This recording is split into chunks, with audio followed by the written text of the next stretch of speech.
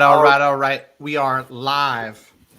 3 p.m. Pacific Standard Time. Matt, the mortgage guy here. I've got two very special guests that I'm excited about today. I probably won't do it justice, so I'd love for you to introduce yourself, Sam. Let us know a little bit about ARI, what the organization is, what it stands for, what you guys are doing.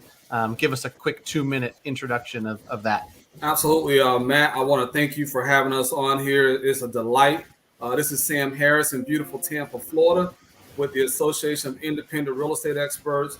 What we're all about is helping close the gap of African American representation within the broker channel. Our whole objective is to increase that pie by 13% by 2045. In order to do that, we need everyone within the broker channel to be on board and help us accomplish that. So the Association of Independent Real Estate Experts is simply about closing that gap of representation of African American brokers, not just in the mortgage broker space, but the real estate profession as a whole.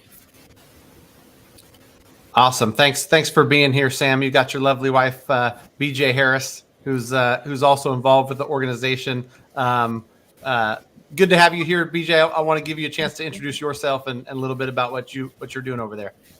Well, my name is BJ Harris. I am the co-founder of ARI. And one of the things that I try to do in our department is to try to work on reverse gentrification. We do a lot of studies about the industry as a whole and what dynamics are involved that create that gentrification. So we try to educate corporate partners about different tactics and ways that they can handle their development so that they're more inclusive of all people of color. All right. Yeah. A lot of times change starts with education, right? And that's why, Exactly. Happy to have you guys on here. I had a little bit of conversation with Sam. The good news for me is that, a lot of the information that folks are going to be hearing on this is going to be new to me as well. So I want to learn alongside all my viewers about what you guys are doing. The comment you made about, 13% share by 2045, I agree that, by having representation, whether it be your mortgage broker, your real estate professional, these folks who can get educations out, to their communities and whatnot is going to help bridge that gap. I've looked at some of the numbers. I'm a stats geek, right? So I might be wrong. It might be close. I think the home ownership numbers for Black Americans is in the low 40s, like 42%. Yeah. It's 41.9%. Okay. And then overall home ownership, including everybody, is in the mid 60s, right? Like 65%.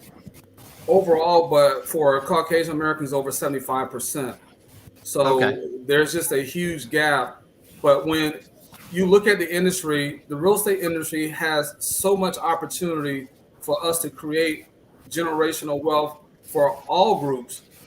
But when you look at a real estate transaction in particular, there's more than 12 different entities that are involved in this one transaction. When we sit down at a table, it doesn't matter if we're in California, New York, Chicago, Tampa, Florida, Miami, normally there's only one or two African Americans involved in the process from either the origination side or the processing side, title, insurance, appraisal, a lender. Right now in America, there's not one single wholesale lender that is African American owned. That's a challenge. But as an industry, that's something that by working together, we can resolve that. Yeah, I totally agree. And so I think I'm following too. The 13% by 2045 is representation across all that stuff, right? Like lenders, real estate agents, title companies, and all that. Okay. And yeah, you're right. There's a lot of people involved, right? It's just not a real estate agent and a lender. You've got the appraiser, you've got the title company, you've got the notary, you got all kinds of different folks. So what kind of different things are you guys doing, I guess, towards this initiative?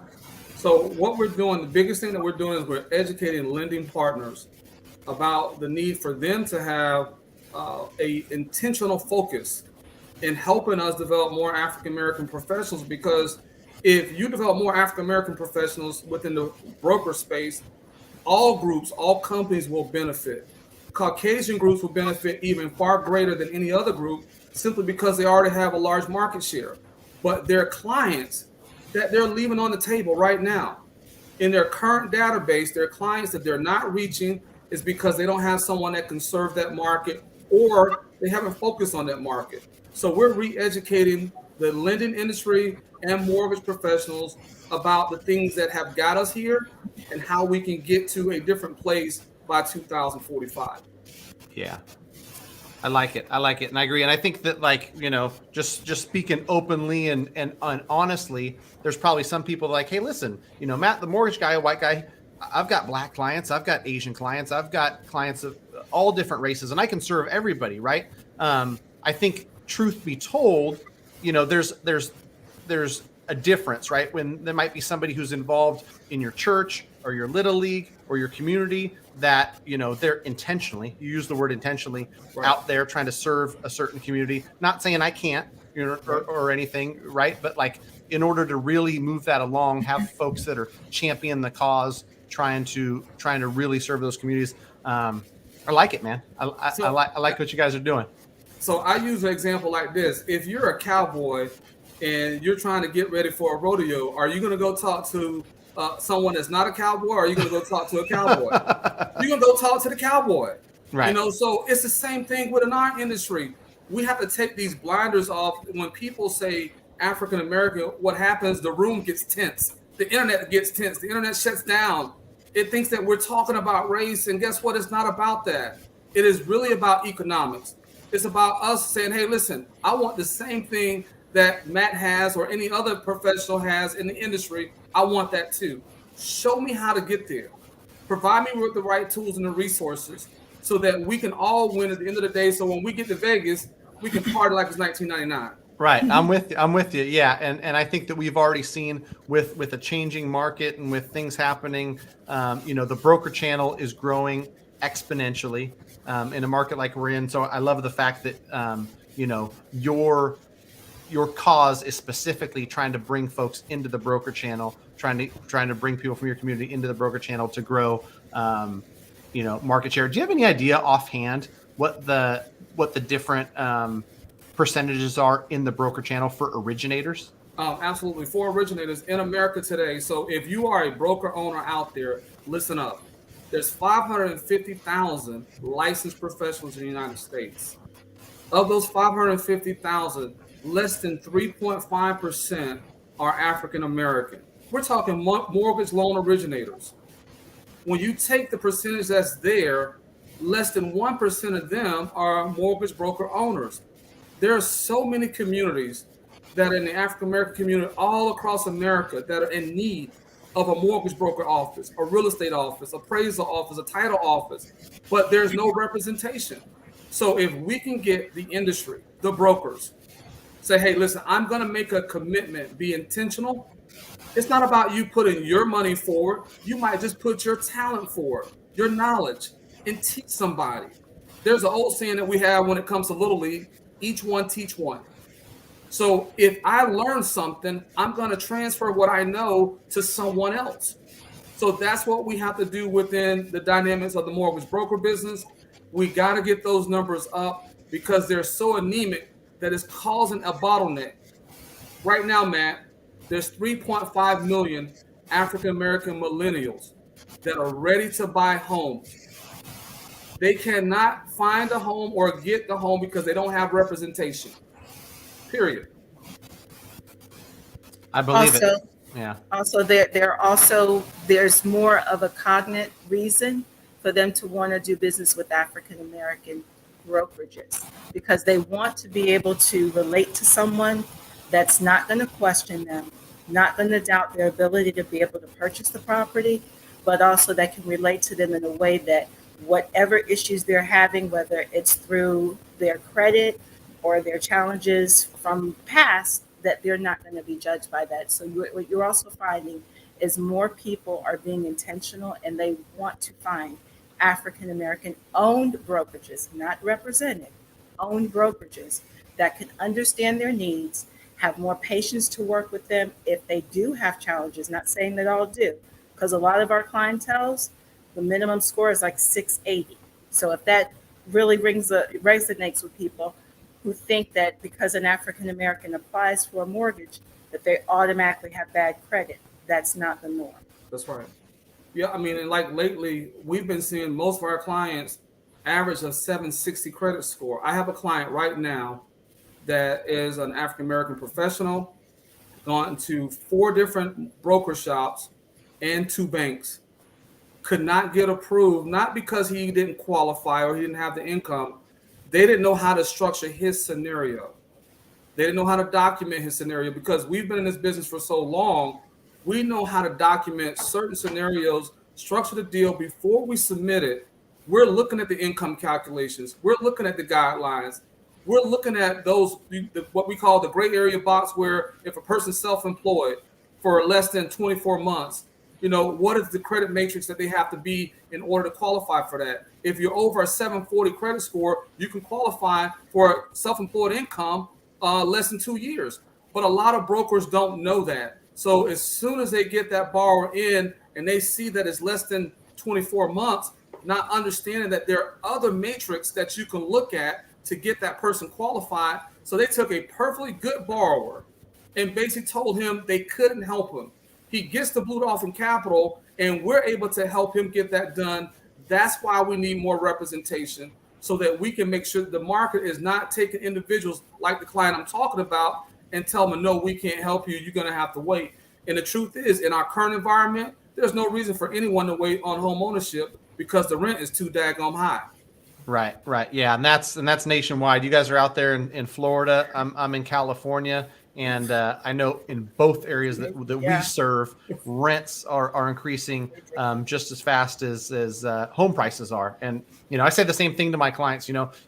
Unfortunately, the truth is home ownership right now is expensive, but also renting, right? And you got to pick which expensive you like. You like the expensive that comes with generational wealth and debt pay down and tax write-off and all the good things of home ownership? Or do you want the one with uncertainty and your landlord can raise your rent? They can choose to sell the house. They can put you out, whatever the case may be. So I agree wholeheartedly. I want to take a second to say hello to Kevin Hawthorne. He's a loyal listener on here every single week, and he's out there in Florida.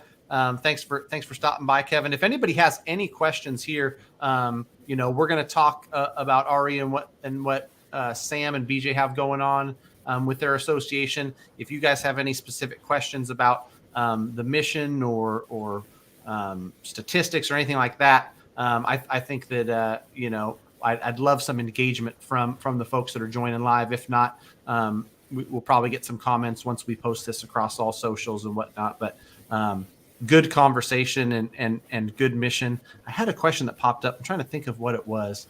I think it was in regards to, so the work that you guys, besides the, ARI, where you guys are trying to, champion and get more folks into all these industries, you guys run a mortgage brokerage yourself. Yes. Do you guys do stuff on the real estate side as well, or is it just all mortgage as far as what you guys do? You guys doing real estate as well? No, we own a real estate brokerage as well. And we specialize in commercial as well as residential. So we're also developers. Okay, awesome. So you guys are doing commercial real estate, residential real estate, and then on the mortgage side, are you guys doing residential and commercial mortgage as well? Both? Yes, we are. Okay, you guys are one-stop shop, right? It's one-stop shop, and it all happened like this, Matt. About 28 years ago, I was a 19-year-old kid. I wanted to go to the military. I'd done all the right things, ready to go. I had an asthma attack after my 15th birthday, so this is, hey, you can't go. So my beautiful girlfriend at the time, which is my wife now for 28 years, says, my mom said you can sell ice to Eskimos, so you should go be a stockbroker. So I went over to the stockbroker school, Matt, and when I got there, I'll never forget this, is that the gentleman was a Caucasian male, and he said to me, you'll never make it in this business because you're African American and you don't have an MBA degree. Now, Matt, I mean, you hadn't known me long, but you can see the fire in my belly right now. Yeah.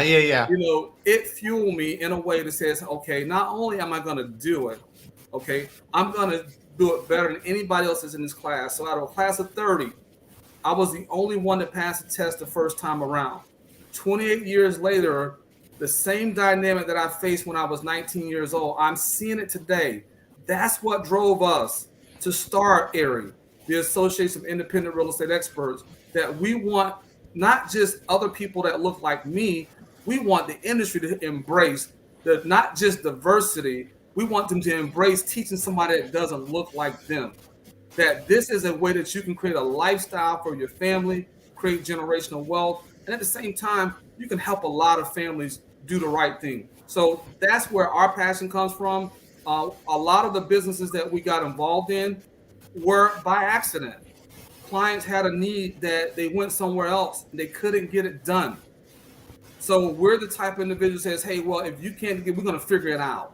So when they come to Blue Dolphin Capital, doesn't matter what the financial situation is. Our job is to think. We get paid to think. We tell our clients, our brokers, our processing team, our underwriters, we get paid to think. We don't get paid to do a transaction. We don't get paid to push paper. We don't get paid to answer daggone phone. We get paid to think how to get it done.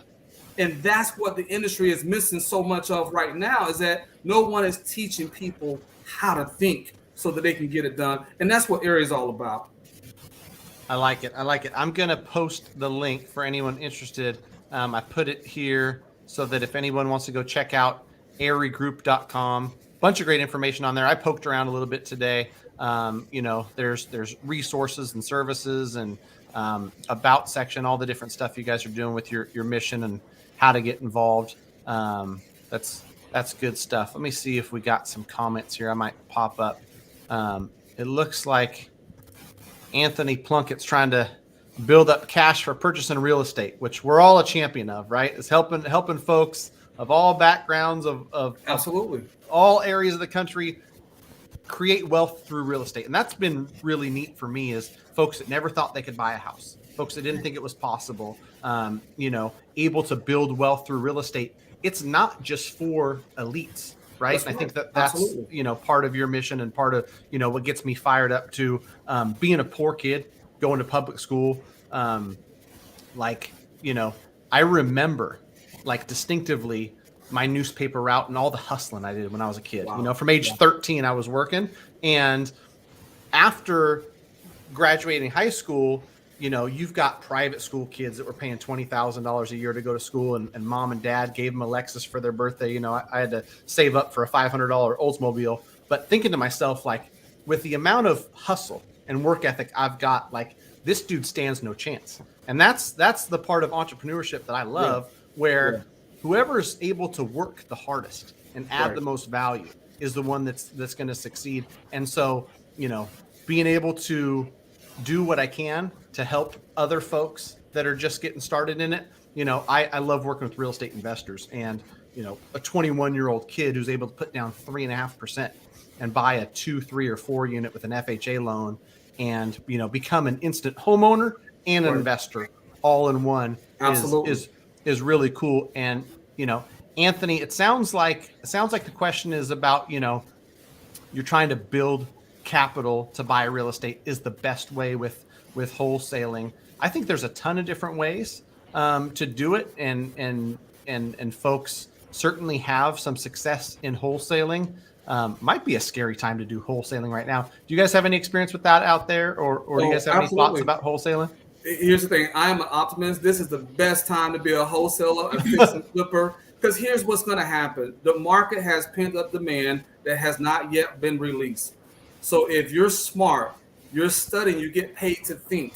Outthink your opponent, outwork them, outsmart them, out-hustle them. Get the right connections.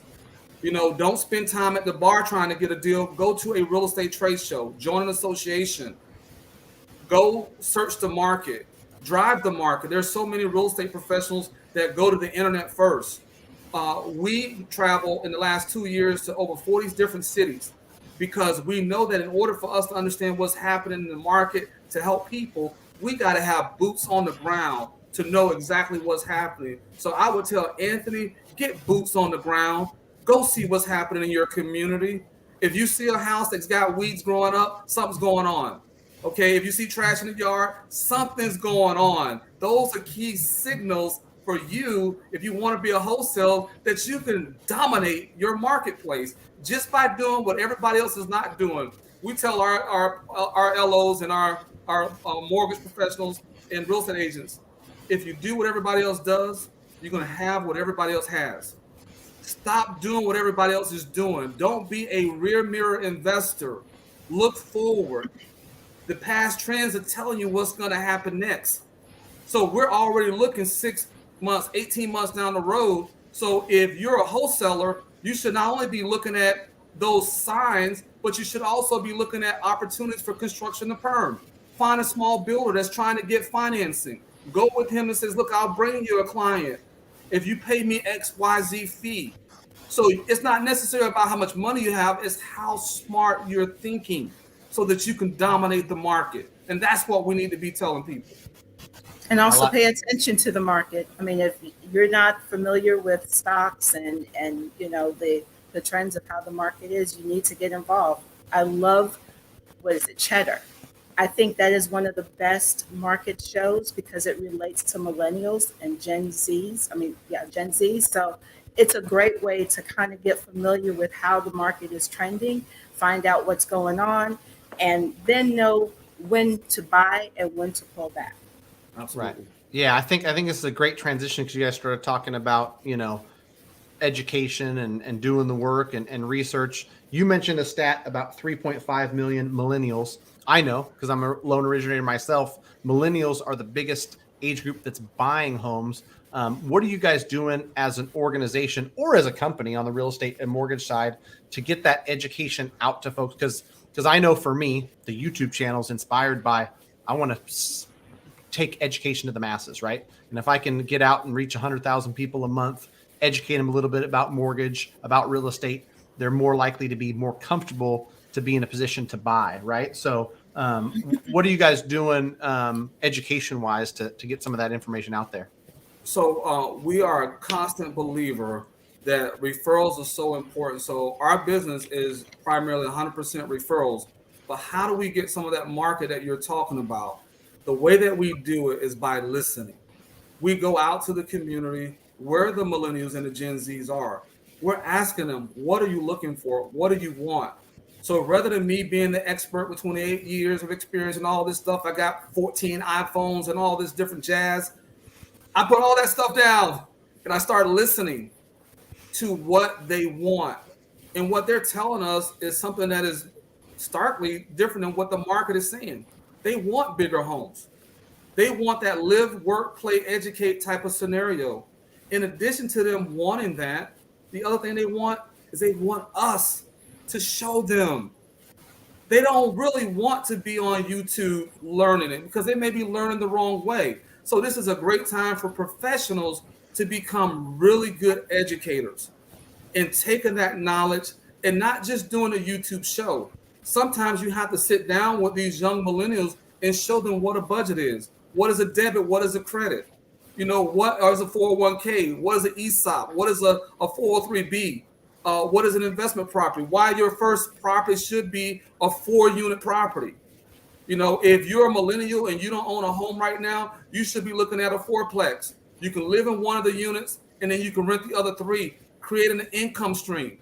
So those are the strategies that we're using. But the most important element of this, Matt, BJ and I are constant listeners to what the market is saying. And the market that is driving this are the millennials, those Gen Zs. So we're out there listening to them. Yeah, I believe it. I think, you know, everybody, if you polled all millennials, do you want long-term wealth? Do you want financial stability? The answer is yes, right? The gap that we need to fill is, you know, the schooling system currently, for the most part, doesn't teach financial education. And I think that, you know, they might be trying to you know, fix that because I've heard some good stuff and I've actually like, oh, that's kind of cool. They're doing that in school now. They're doing that in school now. But for the most part, you know, they're not balancing checkbooks and doing budgets and learning about the stock market or real estate investing or any of that stuff in school. So, you know, your organization, your brokerage, your real estate company are going to teach the professionals who are going to teach the community. And, you know, I'm of the firm belief that, you know, empowering people through education is a surefire way to help them get on that road. So what do we got here? I saw some, this is a comment I wanted to pop up here because, you know, I see and hear stuff every single day, and I'm sure you guys do too, where it's just a misconception, right? So this comment is a common misconception.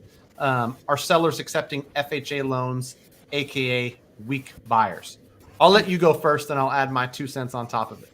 Okay, so the sellers are in a unique position. Okay, they've seen this market drive up to the highest level they've seen probably in a generation, and they have been cherry picking, choosing what they want. But here's what's happening. The ironic thing is FHA is a good loan program. A lot of people have a misunderstanding about what FHA is. So we believe you're going to see more FHA volume this year than we've seen in the last 10 years, simply because you got those millennials that are sitting on the sideline that may not have all the assets set aside. They may not have accumulated wealth like the generations before them, but they have good steady jobs. They have good credit.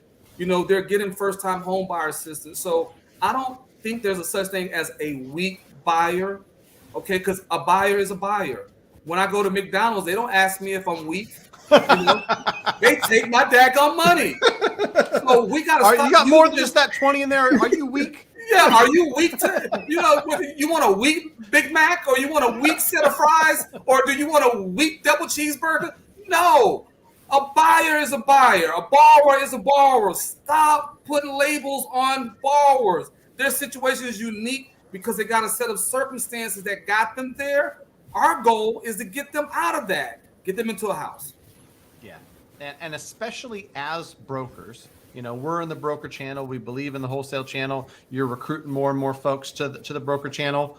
Optionality is the name of the game for brokers. And that's the beauty of the broker channel is somebody comes to me and based on credit score, based on down payment, based on reserves, based on all kinds of stuff, I can say, listen, for you, putting 3.5% down with an FHA loan is going to be a better route. You want to keep a little bit money behind to fix this place up. The loans themselves are more flexible. So the thing that sellers are truly, not understanding is that I'm much more likely to get the FHA loan to the finish line than I am the conventional loan because they're more flexible. And I literally had a conversation yesterday where the listing agent got me on the phone with the seller and said, hey, it's an FHA loan. I just wanted to make sure, are the buyers able to close? And I said, listen, when I pre-approve somebody, it's a loan that's going to get to the finish line. That's why it's got my stamp on it, my name and my reputation, whether it's FHA or conventional or VA or USDA. And in this case, FHA made more sense for this borrower. Right, He's a strong borrower. It's not a label, like you said, weak because it's FHA or strong because it's conventional. And so to this question, and I agree with you 100%, Sam, I think in 2022, we've already seen the winds change a little bit. The sellers are going to, continue to have less and less leverage as rates go up, as that kind of quells demand, as more listings come on. You're not going to be able to just sort through 17 offers and say, I'm taking cash or conventional that can close in 14 days. Everything else I'm going to throw out the window. That's no longer going to happen. You're going to have to consider FHA loans. A lot of times those offers are going to come higher. They're just as strong or if not stronger than conventional. I've had this conversation so many times in the last 3 weeks. I could probably recite it where they said, hey, listen, are they going to call out all these repairs because it's FHA? And I said, if there's a severe enough issue where it's being called out in the FHA appraisal, it's going to be called in the conventional appraisal just the same. Absolutely. If you've got a deck that's falling over and somebody's going to break their neck on it, I've got conventional appraisals that come back subject to these repairs, just like the FHA loan would. So I'm excited to see FHA re-enter. I think the number right now is somewhere around 10% of the loans are being written are FHA, and I bet that number increases in 2022. I'm sure of it, right? And part of it was cash, conventional 60,000 above ask on everything dominated because we're in such a crazy market. That market is cooling off, whether people, have really realized it yet or not. I know I've got my finger on the pulse. I'm in it all day, every day. I'm sleeping, dreaming about real estate and mortgage. So it's going to be a good time for buyers. It's going to be a good time for all buyers, FHA, down payment assistance, the stuff that really, unfortunately, was kind of pushed to the side during the craziness that was these last couple of years of the housing market. So yeah, I'm with you on that. And hopefully we answered the question for you by the dip, and we are convincing enough with our passion about how FHA's doesn't mean weak, right? The total is 1675 at McDonald's, and Sam goes with his 20. It's not a matter of weak or not. He's got the $20 bill. He can close that transaction. Absolutely. Absolutely. Absolutely. All right. What else we got here? We need the professionals to teach the learners, educate right now. Yep. It's a trickle down effect, I think. And I think that, that's part of what your organization is about, is getting the professionals in place to be able to educate, assist, champion, and move along. What other stuff do you guys have going on? I know you guys have a podcast. Is that one launched officially, or is it coming soon? So we do have podcasts coming soon. We have been so busy. Be honest with you, we haven't done many podcasts because we have been going, building, connecting, and growing not only our businesses, but also growing the organization. So we're literally at almost every trade show that's available. We're also out at builder shows.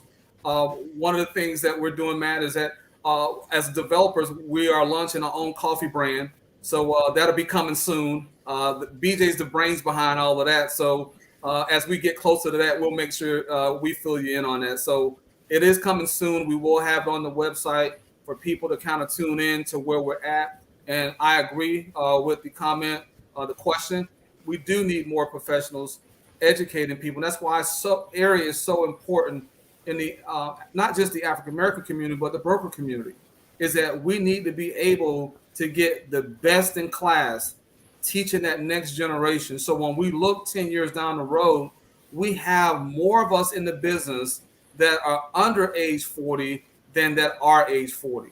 I believe that by 2030, you're going to see the average age of a mortgage loan officer is going to be about 28 years old. I honestly believe that, because right now we have to get the younger people to where they're making money and they're making an impact in the community. So this is much bigger than just us or one organization or one individual.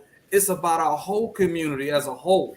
And in order for us to make sure that that dynamic continues to move forward, we have to make sure that we're putting the right information in the hands of the right individuals that want to be a part of this movement, which is to make sure that we get home ownership to be equal levels across all boards, but at least at the percentage levels of the population within the country. BJ, what do you think on that?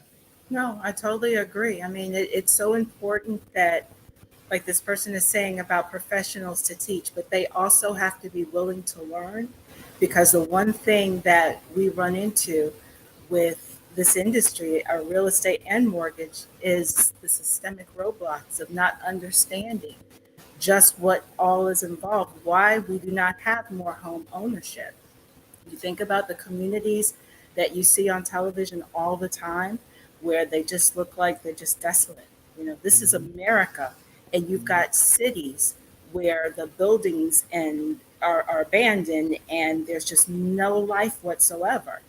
Now, yes, the investors can come in and rebuild, but if we have people that we're educating and bringing them back to these communities to go forward, they can actually start rebuilding those cities. We don't necessarily need these big companies and these investors to do it. We just need a lot more attention, tender love and care, and a willingness to just say, you know what, I'm going to give somebody that normally wouldn't, that does not look like me, an opportunity to learn this business, so that can trickle down to the next group. And if you do that, we call it the ripple effect. You take that pebble, you throw it into the water, what happens? You get that ripple effect. Right. So just imagine if you employ people that you normally would not consider, don't think that can handle the business of real estate and mortgage. Bring them into the fold, teach them, mentor them, be intentional in what you're doing, and then allow them to be able to go out and open their own location, maybe of your company. Now your business is growing, you're getting more clientele, but you're also impacting those communities that have been forgotten. Absolutely. And like Matt, with what BJ is saying, in order for this to happen, we need industry leaders like the UWM of the world, or the Plazas, or the Home Point, to say, hey, look, we're going to be intentional, put forth the capital investment into an organization like Erie. Yeah, we got a whole bunch of organizations, but we don't have one that's just intentional, says, hey, listen, we're focused on the broker owner. That's our whole focus. We're not focused on all the other stuff. We're saying we got to develop more broker owners so that we can increase the pie. Because we know if there are more broker owners, they're going to automatically have mortgage MLOs in their operation. They're going to automatically have processors. They're going to automatically have an HR person and so forth. So we need for those companies we tell them like this, Matt, stop giving us the TMTs. We don't need any more TMTs. You know what that is?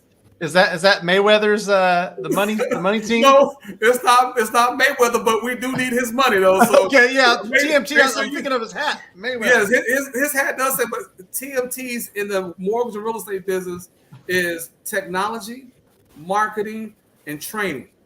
We don't need any more of that. What we need is the capital to be able to get those broker owners that says, hey, I'm ready. The reason why they're not in this space, they don't have the capital to do it.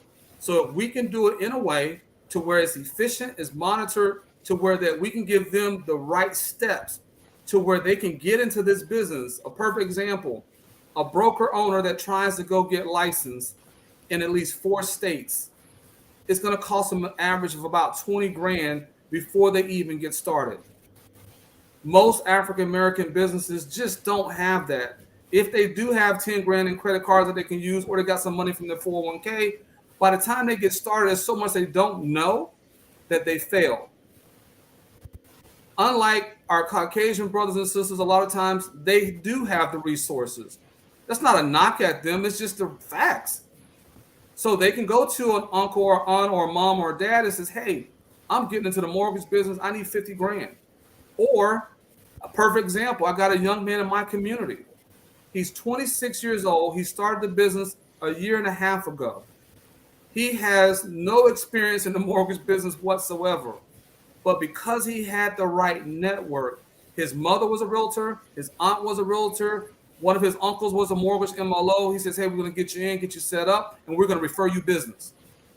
He outpaced our business, and we've been in it for 28 years. Wow. Now, I'm not knocking him, but that's the kind of opportunity that he has that a guy like me that's been at 28 years don't have. So in order to change that dynamic, we need for the industry lenders to stop all the talking with the TMTs and put capital to work to where we can scale and grow the broker channel by getting more African-American broker owners in the business. Yeah. And then the other thing that I definitely want to add to that is the idea that they can correct the situation and do it themselves. If you haven't walked the walk, you're definitely not going to talk the talk. Right. We have a lot of lenders out there and companies that think, you know what, I'll just create what they call that diversity program and I'm going to solve the issue. You can't understand the walk of the individuals you're trying to help because you don't come from that walk. You have to work with people that are in it, understand it, can relate to the people that are there, because they're going to give you insight and knowledge that you cannot find in a book. Absolutely. Yeah, I agree with that, and I like that thought and that idea. And it seems like it only makes sense, right? Is you start with a broker owner, and they're naturally going to fill in that organization with loan originators, processors, HR, and all the folks from the community. I wonder. So UWM has their what the heck is it called? Where they help broker owners start. But I think the missing piece that you might be talking about is maybe we create some sort of scholarships or some sort of sponsorships where if we give out one per state per month or whatever it is, right, from a huge organization, or maybe collectively, you've got Home Point and EPM and UWM, and they say, we're going to help Erie in their initiative, and we're going to give X number of sponsorships per state per month and collectively they could do that. Here's a $10,000 grant to go start one in Georgia. Here's a $10,000 grant to start one in Texas. I'm with you guys. Yeah, absolutely. And that's the way that we make change. And just ironically, if those lenders that are in position to do that, they're already doing some of those things, but it's not intentional. They're trying to cover a large pie. When you do that, when you have this term called diversity and inclusion, what winds up happening, Matt, African Americans do not get the help. Because now in that diversity and inclusion, you have women, you have Latin, you have Asian, you have all these other groups. By the time African Americans get help, there's nothing left. So we're saying to the industry, in order to change the dynamics that we see, not only do we have to be intentional, but it's got to be focused specifically on African Americans. And for those broker owners that are on this call, or people that are listening or chiming in, listen, I want the same thing that you want. You want the same thing that I want. We want to make a better community. We're saying that the group that's at the bottom happens to be African Americans. For whatever reason, it doesn't matter. But what does matter is that we have an obligation and a responsibility. See, because with the price of freedom, there is responsibility. As a broker in this business, I have an enormous amount of freedom. As a citizen of this country, I have an enormous amount of freedom. But I also have a responsibility. It's my responsibility to make it better for that next person that didn't have the same track that I might have ran on, that may have not been as motivated as I was, or that Matt was, or that BJ was, to say, hey, I'm going to do it regardless. Some people need to be able to have somebody in their corner that can help them get from where they're at to where they're trying to go. I like it. And I wanted to circle back to your comment, BJ, because I just, whenever somebody makes a comment, I'm like, oh man, that makes sense, and it gets my entrepreneurial, business mind started. You talked about, rather than big organizations, big companies doing these rehabs, revitalizing some of these communities. I think about when I've drove through Detroit and stuff, and there's a whole lot of stuff that goes into that, where you shut down GM, or you shut down some of these car manufacturers. But to your point, the guy who was in the comments talking about, how can I get my first deal? Should I wholesale? Can I flip? And then Sam's giving good advice about doing rehabs. I know, because I've seen it with my own eyes, when you've got folks who are able to think. Sam reminds people to think, paid to think, right? Go out there and get creative and say, you know what? If I could buy this place for $35,000, I could put $15,000 of work into it and then sell it for $90,000, or whatever the numbers end up being, right? It's different in different communities. Not only do you generate some money that you can go buy a rental that creates generational wealth, or whatever the case may be, you're revitalizing the community.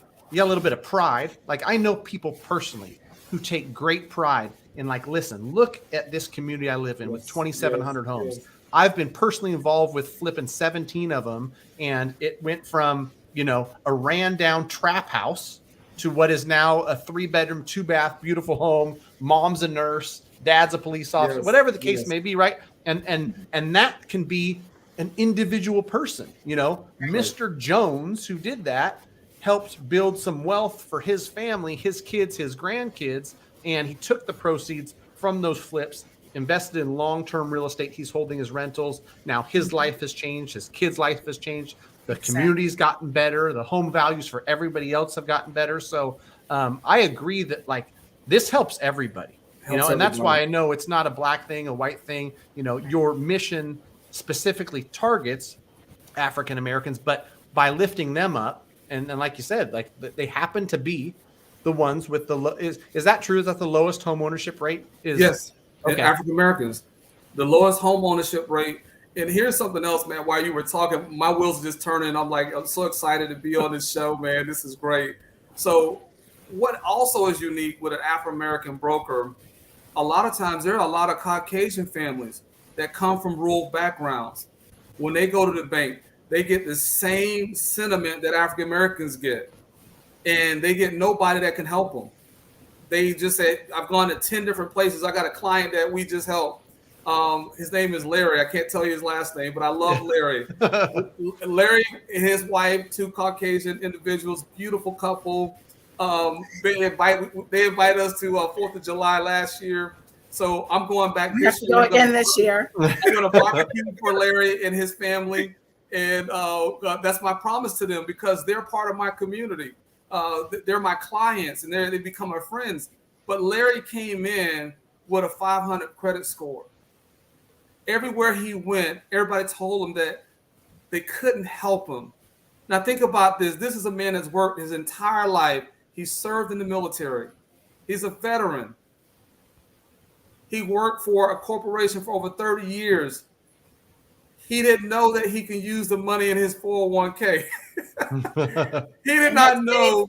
And the people that he went to see, they did not do enough digging to know that he had $200,000 in his 401k. So we were able to take a guy like Larry, a Caucasian veteran that has just done everything right. His credit was 750. He got into a situation where he had health problems, went down to 500 credit score. Because he came to an African-American broker that is not judging the type of meal he wants or the value meal that he wants, and says, is it weak or is it strong? We simply said, let's take a look. Let's look at the whole situation. And because we looked at this whole situation, we got this couple into their dream home. He was able to put 20% down because he had the money in his 401k. All the other brokers that he went to, they stopped at the credit score. They didn't take enough time to care and to dig in and say, how can we make this work? What is your scenario? How did you get here? That's why area is so important, is that we're not just doing loans, we're building relationships. And if you're building relationships, you're going to have dynamics that's going to lift the whole boat up for everybody. So when we honestly say that this is for our entire community, we can show you client after client. It doesn't matter what background they come from. They come from different situations. We work the deal to get it done because we get paid to think. And I think that's where a lot of brokers are not at that level, where they're thinking outside the box. Some of these banks or these retail brokerages that people go to, they don't have the skill set of the broker, or a person that's at a bank. But a broker's job is to get paid to think how to get the deal done. And because we did that, we got a beautiful relationship with Larry, and I think her name is Dawn. And I'm going back this 4th of July. I'm going to do my famous barbecue ribs, So, I don't think there's anybody in the country that can barbecue better than Sam Harris. If you know somebody that can, just please let me know. That's not the first time PJ's heard that story. Matt. I'm so sorry. I got to come visit now. I got to come visit for some of the barbecue. But you're 100% right, and it goes back to the optionality of brokers, the fact that big banks, they can do whatever they want, right? And they can make that credit box as small as they can. What happens when they make that credit box small? Larry, who served our country, who worked for 30 years, does not qualify. Somebody who, for whatever reason wasn't educated enough to be able to handle credit, who's got a 562, they don't qualify, right? And so everybody is left out. And I'm with you where it feels so good. That story you told reminded me of a closing I will never forget. This guy was in his mid-50s. He was a hard-working guy, and you can say blue collar versus white collar. The guy had just worked hard all his life. He wasn't the most educated man in the world, but he was a veteran, and he never thought he could own a home. Me and my team were able to help him out, educate him enough to get himself pre-qualified. He bought his house, and I was sitting there at the signing, and he put his hands up on the table, and the notary kind of looked at me like, what's going on? And he was he was kind of standing over the loan documents. And the notary said, "Are you okay, Dave?" And he was crying. Grown man, was crying. And he said, "I never thought this day would come.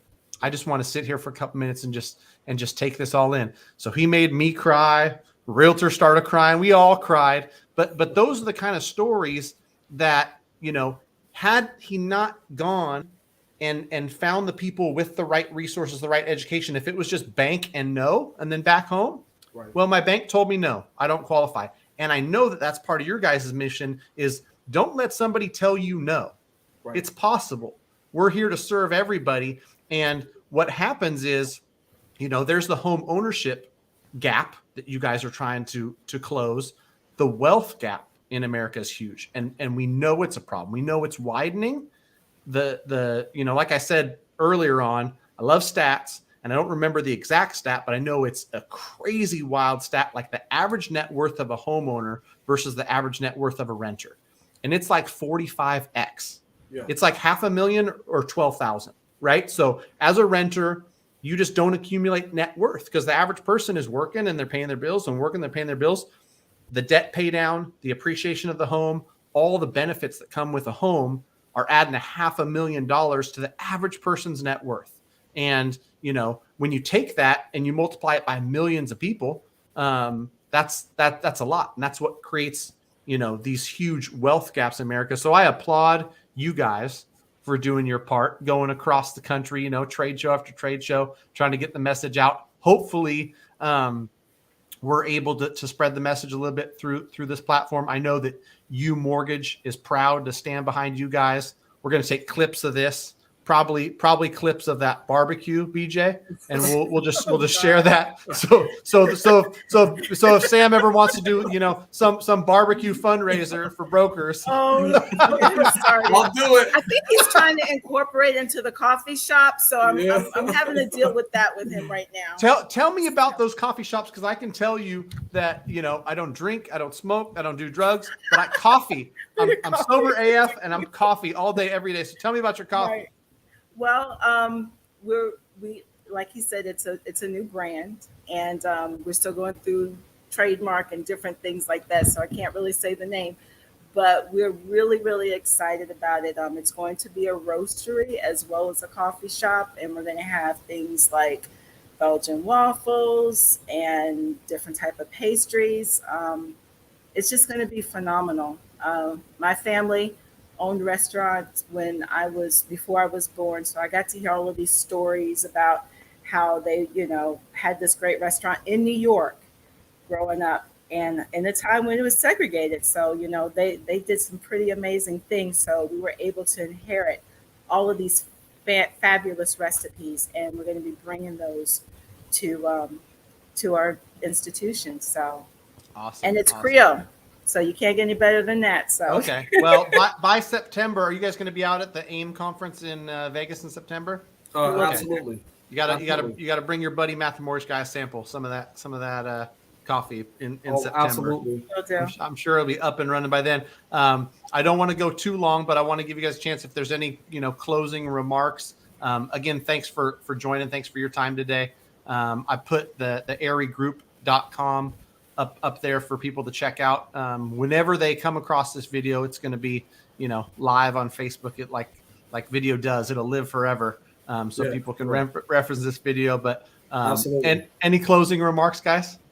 Well, yes, of course, I always have closing remarks, Matt. So number one, I want to thank you and Anthony for getting behind us. It's absolutely been a privilege and a delight. And we need your help to get the lenders behind us so we can change this dynamic. And what I would like to do, if we can be able to reach a goal, we have a goal by AIM Fuse to be able to get enough lending partners to do over $1 million of committed capital to help us pair up for 2023 so that we can help 100 broker owners be developed in 2023. And if we can do that for all those lender partners, I will bring my apron to Las Vegas and I make the best pina colada in the world. It'll knock your socks off. Man, I will make it for everybody. Okay, so help us do that. So are we doing a pina colada stand or a rib stand? Now you've transitioned. The only time I do the ribs is for 4th of July and New Year's. That's it. Okay. Pina colada all year long. Yeah, I do. I call my account reps every Friday. I'm drinking a pina colada, so I can do that no matter what. So that's going to be a big deal. All right. If we can reach that goal.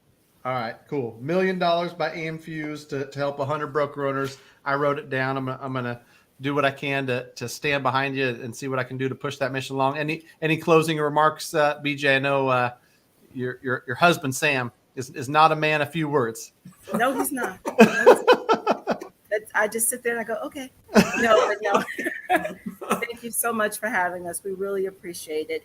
Just the input that you've given and just the open-mindedness by the interaction. Hopefully other people will listen and hear just the message of what we're trying to say.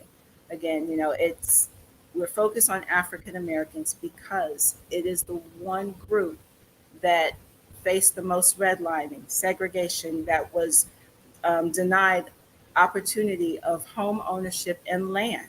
So we have to be able to bring this group up so that we as a nation can thrive, because the future is so bright. We're so excited about the technology and the advancement of everything. If we can bring everybody aboard, the America is just going to be even more fantastic than it already is. And that's what we're trying to do. I'm all for that. Thanks for joining, guys. Appreciate you. All right. Thank you so you. much. All right. All Good right. night. Take care.